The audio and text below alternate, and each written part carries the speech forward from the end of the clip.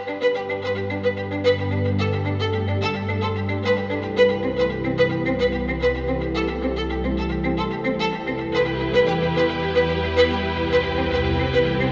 afternoon, Kim. Good afternoon, Art. Welcome to the series Hour in the Now, presented by the St. Louis Press Club. Today's October 17th, 2023. I'd love for you both to introduce yourselves. Kim, go first, and then Art will follow. Very happy to be here, and thank you for the opportunity. I'm Kim William Gordon, and I have what I consider a very eclectic career, have had, composed of experiences in large corporations, including AT&T and IBM, as well as a number of small businesses and entrepreneurial startups. I've also served as a dean at a four-year university, taught as an adjunct instructor for undergraduate and graduate classes, and created new curriculum for new programs. And I'm here, I think, to tell you that I believe that we are walking into some incredibly interesting and exceptional times. Appreciate that, Kim. Art. Hi, Art Silverblatt. I am a longtime professor emeritus at Webster University. My area of interest was media literacy, and I've been involved in international media literacy education projects through an organization called DIMLY. And I was involved with the foundation of the Gateway Media Literacy Partners, and was on the board actually of the journalism you guys. So for a period of time. So I'm familiar with the organization and probably know quite a few of you. So thank you very much for inviting me. Well, full disclosure, you were both my professors a long time ago, and you have all continued, both of you have continued just amazing me. And that's why I wanted to speak with you today, because we're going to talk about something that there's a lot of conversation about, and that's AI. So why is everybody afraid of AI? What is all this fear-mongering about? Well, I think what AI really fundamentally represents is a technological innovation that is going to impact just about every sector of our society in some manner. And that kind of impact brings uncertainty into people's lives and their careers. And quite honestly, we saw the same thing numerous times in the PC revolution. Everybody was claiming that PCs would take over everybody's job. And here we are in the AI revolution, hearing effectively the same thing.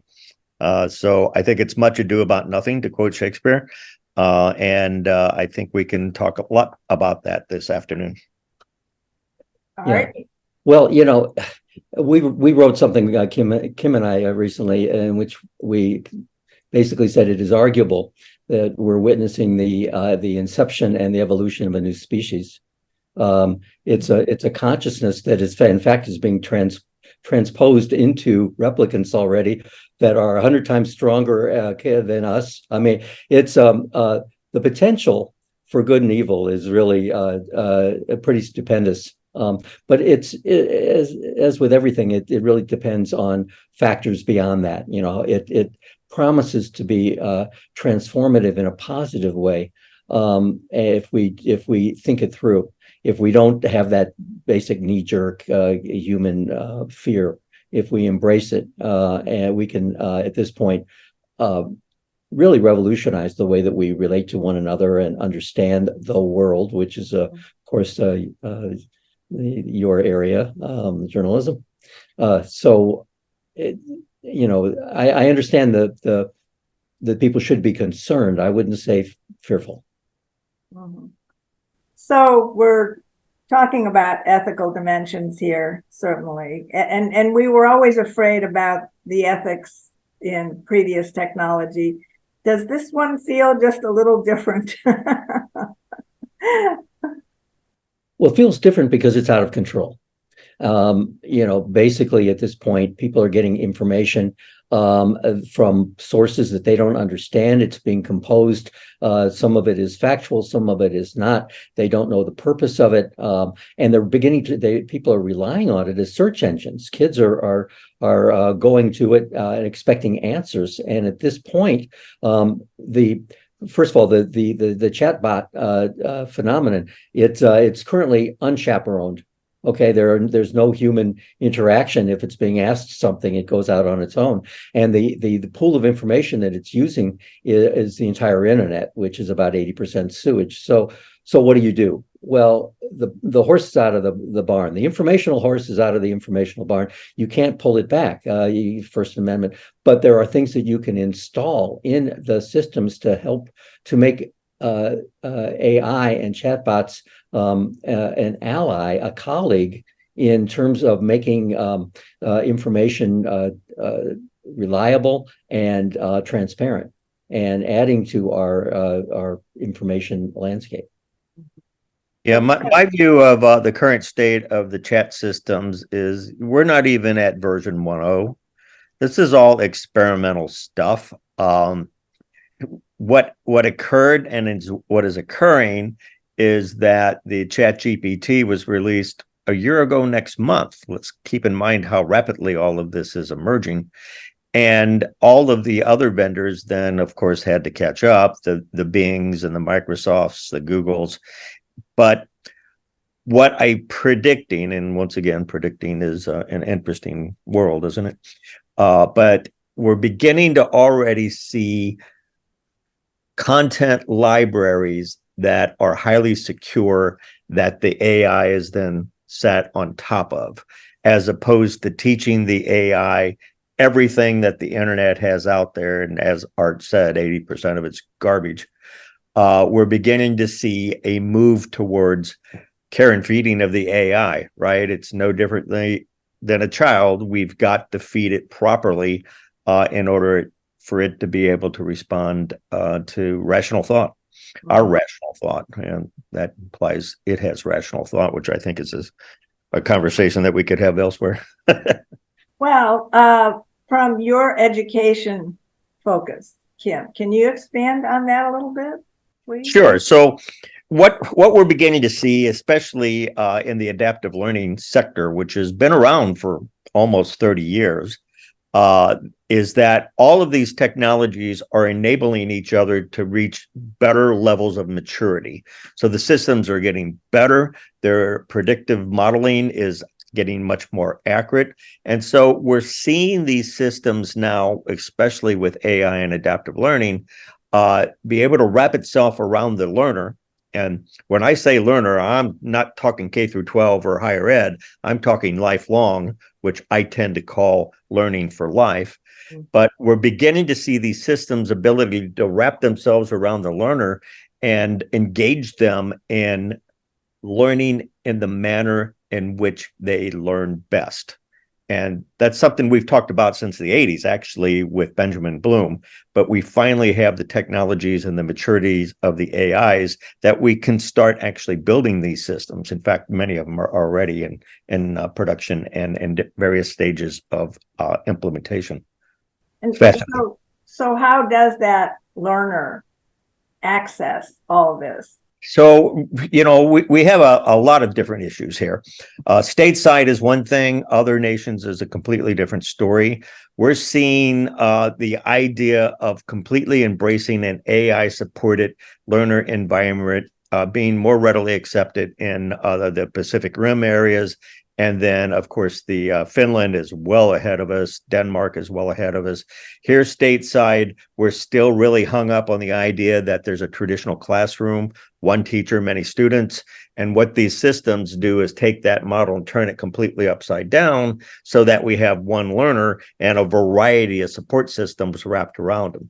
That degree of complete reconfiguration is going to take a little time for people to find palatable. But once they begin to recognize that at the end of the day, failure is no longer a grade, it's just not an option. And that every student has the ability to learn at their own pace, at their own content level, and at their own abilities. And it brings a whole different definition to what it means to be an educated, I think, in the 21st century, that there's a lot to talk about. So this Art, you wanted to say something on that? Well, yeah, one of the things about human nature is that we tend to kind of reduce things, to its It's basics, and sometimes it's not very pleasant. What concerns me in advance is that education administrations are going to see this as a way of cutting back on teachers.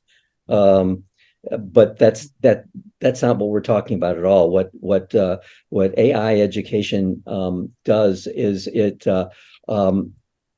it provides a new role really for the teacher. The teacher becomes a guide as much as anything, and frees him or her up to identify sources and work with the students in interesting ways. When I was teaching at Webster, one of the things we found was that there was a disproportionate number of our photography students were dyslexic. And the reasoning was, and I think the reason behind that was that because they weren't so comfortable reading, they were more easily attracted. They learn things more carefully, more precisely through image and sound. Well, AI can work with that. You can individualize, as Kim was saying, approaches, and AI is infinitely patient. And it can continue, so it could be doing some wondrous things as part of a teaching team. Just don't use it to cut staff. That's the only thing. Yeah, and actually, I want to echo that sentiment, because honestly, from my view, I don't think AI in the educational sector is going to reduce the need for teachers. It's going to require even more, maybe even 10 times more, if not 100 times more. But to Art's point, I think what we can do is free the teacher from administrivia and allow them to basically fulfill the role that they probably became teachers to begin with. And that's to do things like provide inspiration, guide insights, create excitement, foster enthusiasm, facilitating new interests. The list goes on. Humans are good at inspiring humans. The machine, I don't believe in our lifetime, or at least the next 100 years, will be able to do that. But humans will have that role. That role will never change. In fact, it gets enhanced. But the role of the day-to-day administration, the sage on the stage, that's going to rapidly come to an end. Oh yeah, and I would expect that the role of the teacher, to a large degree, would be analogous to independent studies. You'd see somebody they'd come in for an hour, and you'd say, so what have you learned? And how have you learned it? And they might say, I'm stumped here. I got a problem here. Well, okay, let's strategize about how to do that, and bringing AI into the discussion. It could be fascinating. It really could be. I love these partnerships, this team approach that you're talking about. I find that really it's a robust conversation that in itself. So will people in the institutions, and I'm talking across the board, will they buy in on this? Because it does sound so inviting, this positive element of partnerships and teams working together. Let me answer that by talking about what's happening in the government sector and the business and corporate sector first. But they're embracing this technology because it provides tremendous advantages to their training systems. People get trained better. The system can monitor the individual's performance and enhance the training where it needs to be enhanced. And they end up with higher performing employees than if they sat them in a classroom and bored them to pieces for 3 or 4 days. So as the business sector and the government sector start getting deeper and deeper in the real power of these systems to enhance a learning environment and a workforce, they are going to start becoming more and more and more demanding of those institutions and providing similar type support mechanisms and approaches. And when they don't, they'll be obsoleted. And honestly, I think that's the real danger of AI, is that it is so effective in the business and corporate sector that it will force the business and corporate sector and government sectors to start building their own educational models, their own training models that are far exceeding of their training environment. And I don't really particularly care to see the private sector designing and implementing learning and training models for the general population, but that is the real danger. So the school systems, the four-year institutions, if they don't change, they'll just won't be around much longer. Yeah. One of the again, funneling this into human nature, using all this technology to sell widgets and persuade people and, do some of the things that are being done. What do you do about that? And I think our basic notion is that the danger is First Amendment, when they're looking at information. So our take really is that there's nothing wrong with information so long as you know what it is and you know what it isn't. Remember the old newspaper, right? You would turn to the news section, the opinion section, the funny papers. Well, we have a lot of funny papers these days in terms of information. But once you know that, then that's fine. So it's too late to be censoring information. What you need to do is to clarify what the information, where it's coming from, what the point of view is, what the purpose is behind it, being able to distinguish between doctored videos and undoctored videos. That's going to wait until next year's election. It's going to be horrific, where we're going to be seeing seemingly real photographs of people doing unreal things, running for office. So there's really possibilities for abuse. And that's why we need to be putting thought into how we design this, what we can add to systems to make them more transparent and more reliable in terms of the information that it's producing.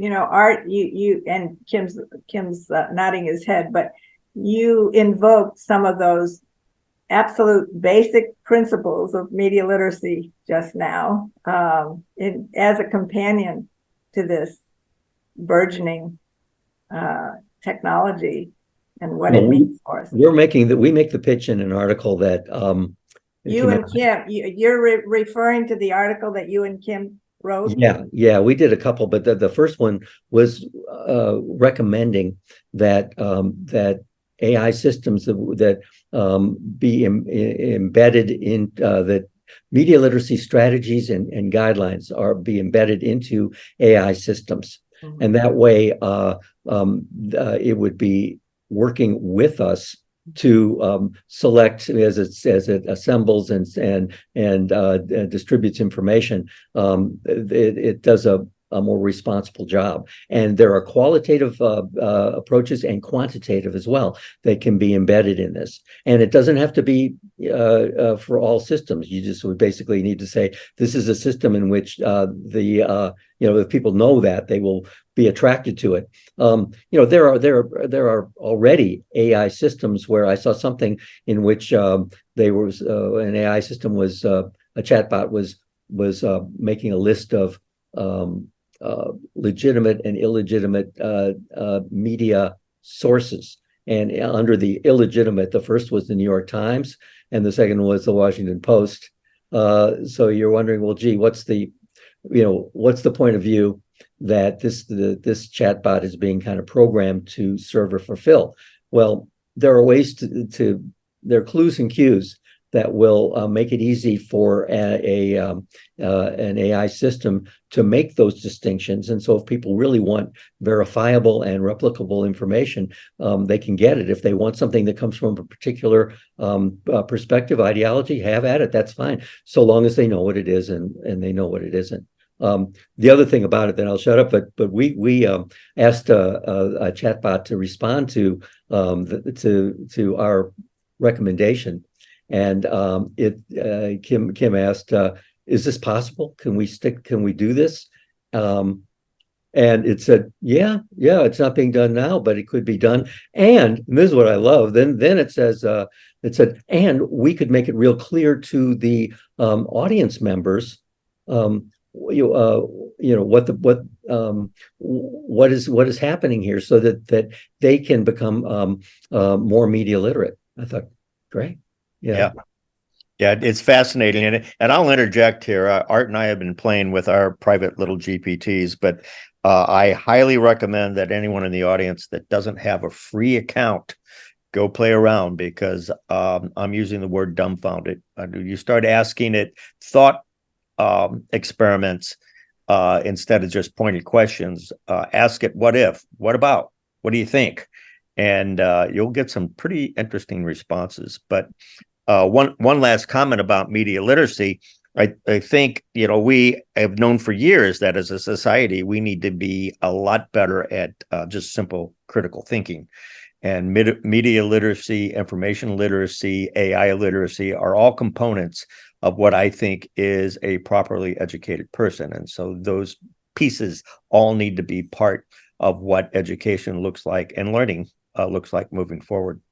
A good point. And, if you want a 3-word definition of media literacy, it's a critical thinking skill that you apply to the source of most of your information, that being the media, and AI is certainly a candidate here. One of the principles is that it's neither a positive, bad nor good nor evil. These are channels, and they, what determines whether it's effective or not, or whether it's useful or beneficial, are the things that media literacy, the tools, strategies it uses to make to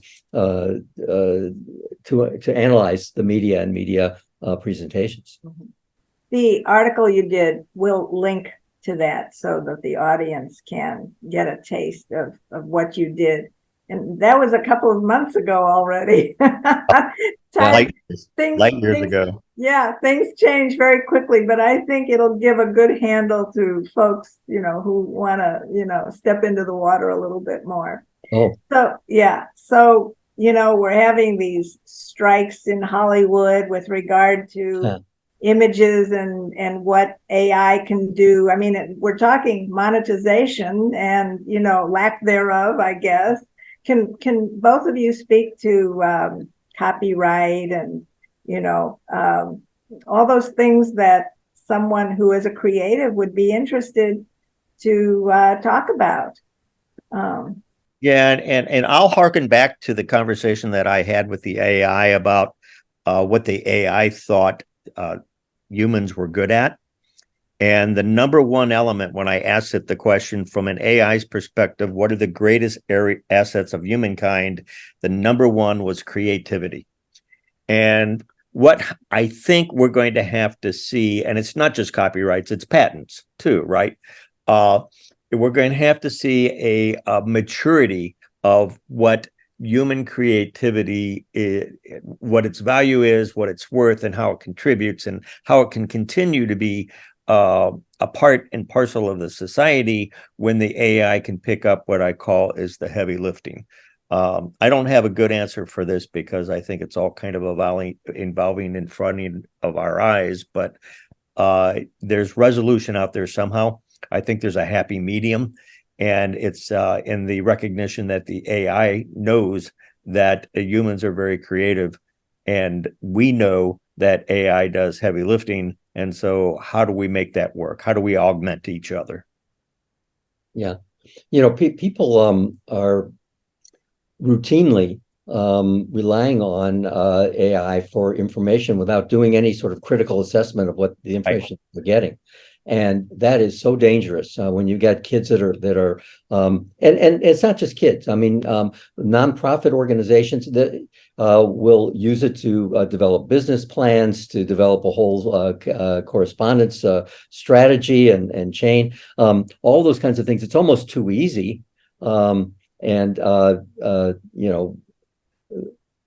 As a result, in some ways, the more empowered that the system is, the dumber we get, because we're just relieved of, things. How many phone numbers do you remember? Do you recall? We don't have to anymore, right? And that's the pre-AI era. But we need to.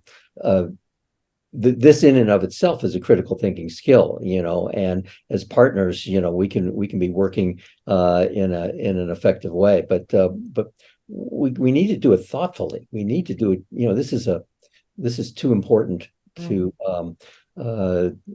to take the usual route on. Okay. Yeah, and I think what the issue that we're seeing, not really addressed firmly, but slowly but surely, we're seeing an acknowledgement in the industry overall, is back to the care and feeding. What did you feed this AI? And there are a number of issues about the AIs not being able to learn everything that we know. And that's because we have paywalled libraries and science research and dissertations and wide variety of documentation that if you want to balance that AI out, it needs to be able to see that stuff too. And so that imposes all kinds of issues for people that built those paywalls in the 80s and 90s, thinking that they would be safe for a century, and Well, we are. that gets into a media literacy access or lack thereof. There you go. Right. Yeah. Yeah. Well, a lot of the stuff that sort of passes for creativity is just formula, unfortunately. When you have writers that are, I don't know, sitting around a pool and they're saying, well, let's do Superman, but we'll make him a chick. I mean, it's just taking the same old stuff and applying it. Well, AI can do that. And maybe what that reflects is the fact that that humans need to be better at Up their game. yeah, they got to up their game, because which will only make the quality of the art better.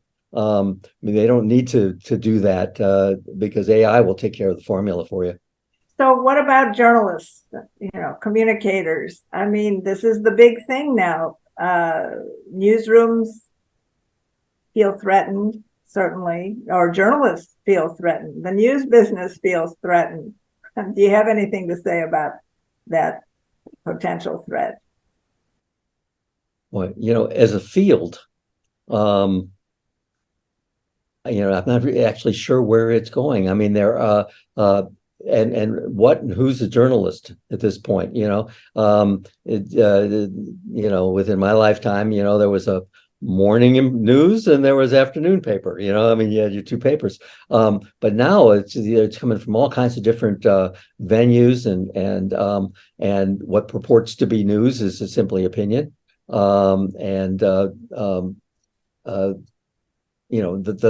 So I think that in some ways, one of the things that they can install in AI are some of the journalistic guidelines. What really qualifies as news? Well, there should be two sources, and those sources can't be the same guy or whatever from.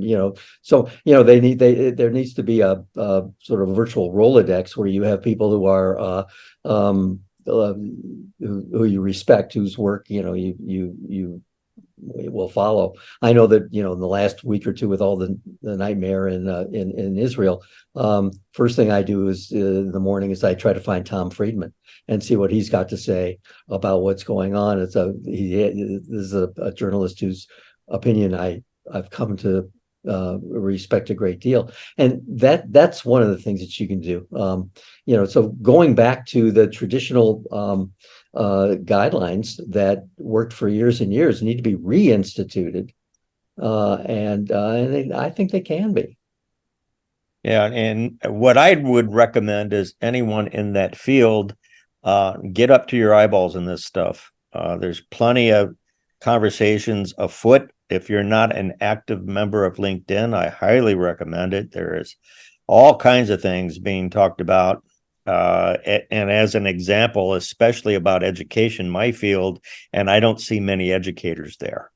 And so I can guarantee that there's a lot being said about journalism, and I'm not sure how many journalists are actually involved in those conversations. So now's not the time to sit back and wonder what's going to happen. Now is the time to get engaged and actually influence what's going to happen. Yeah, well, journalists certainly used Twitter when it first started. Right. Now X. And, X Twitter. I like that. Anyway, well, I loved talking with both of you, and the conversation was prompted by your paper, and I am going to get that up there on the Press Club website so everybody can, get their feet wet, so to speak, and think a little bit. Lovely ideas. We'll hope to do it again because Absolutely. yes, yes. And I want, And yeah, and this really is an ongoing process. You know, the people at the press club, you know, if we were effective at all, they're probably thinking, yeah, that's right. But you know what? You know, so it can springboard into all kinds of things. And so hopefully, you know, we're starting a conversation. Kim is right. You know, if you rest for a week or two, you're going to miss out. The article that we had, you know, we did our footnotes, right? 2023, 2024. I mean, it's the months that are now distinguishing the timetable of the information. It's moving quickly. And you know, what are journalists but learners? You know, every day they're asked to learn and then communicate something. Okay. And so this is your meat. You know, this is the kind of thing that you should pay attention to. Yep. well, and your meat was golden. So Well, once again, Well thanks done. for the opportunity. Yes, rare or well done. I'm not sure. And if you don't have Art or I connected on LinkedIn, do so. Yeah, and feel free to contact us. You know, if you have questions or ideas or whatever. You know, we would love to take some of this stuff and put it in the hands of some of the industry designers, because you know what we think, we're just beginning to generate the ideas. How is this gonna? How can this be implemented? And there are people far more capable than I who could make that happen. But steps need to be taken. They really do. And often it's a two-step process. If journalists understand what's going on and they start pushing it, you know, it's that agenda setting. You know, if the journalists don't tell you what to think, they tell you what to think about. You know, I've heard that line. So this is an area of interest. Keep it in the public consciousness, please. Thank you for that prompt. Thank you both, Kim, Art. It's been a pleasure. On behalf of the St. Louis Press Club, be well, and we'll see you again sometime soon. Thank You on you. the internet. Thank Okay. you. Bye-bye. Bye.